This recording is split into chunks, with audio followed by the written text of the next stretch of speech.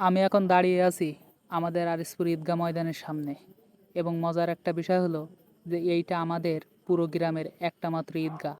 এই ঈদগাহে আমাদের পুরো গ্রামের লোক একসাথে ঈদের জামাত আদায় করে। আমাদের বাজারের এক সাইডে রয়েছে আমাদের প্রাইমারি স্কুল মাঠ এবং অপর সাইডে রয়েছে আমাদের বুকভরা বাওড়। এইটা হলো আমাদের মুজিবার ভাইয়ের চায়ের দোকান। এইটাকে আমাদের বাজারের সংসদ বলা হয়, কারণ আপনি যদি কিছু সময় এইখানে এসে বসেন তাহলে এইখানে আমাদের গ্রামের মোটামুটি সকল বিষয়ে আপনি জানতে পারবেন। কোথায় কি হয়েছে, কোথায় কি ঘটেছে, ভালো মন্দ ইত্যাদি ইত্যাদি যা কিছু আছে সেইটা আপনি এখানে বসেই জেনে যেতে পারবেন।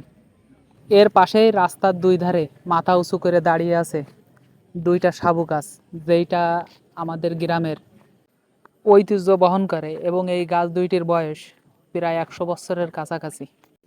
এরপরই সামনে যে পাকা বিল্ডিংটা দেখতে পাচ্ছেন, এইটা হলো আমাদের বাজারের সবচেয়ে পুরাতন দোকানদার, আমাদের বড় ভাই লালটু ভাইয়ের দোকান। তিনি এইখানে বাজার হওয়ার আরও অন্তত 10 বছর আগে ধরে ব্যবসা করেন। এই যে এই জায়গায় সর্বপ্রথম তার কাঠের দোকানটি ছিল। পরবর্তীতে তিনি বাড়ি এবং দোকান করার উদ্দেশ্যে এই বিল্ডিংটি করেছেন। এইটা হলো আমাদের বাজারের সেরা চায়ের দোকান, এক কথায় বলা যায় অসাধারণ, যার প্রশংসা আসলে না করলেই নয়। এটা হলো আমাদের দলু দাদা চায়ের দোকান এবং এই যে চা বানাচ্ছে এ হলো বাঁধন। এর হাতের চা আসলেই অসাধারণ।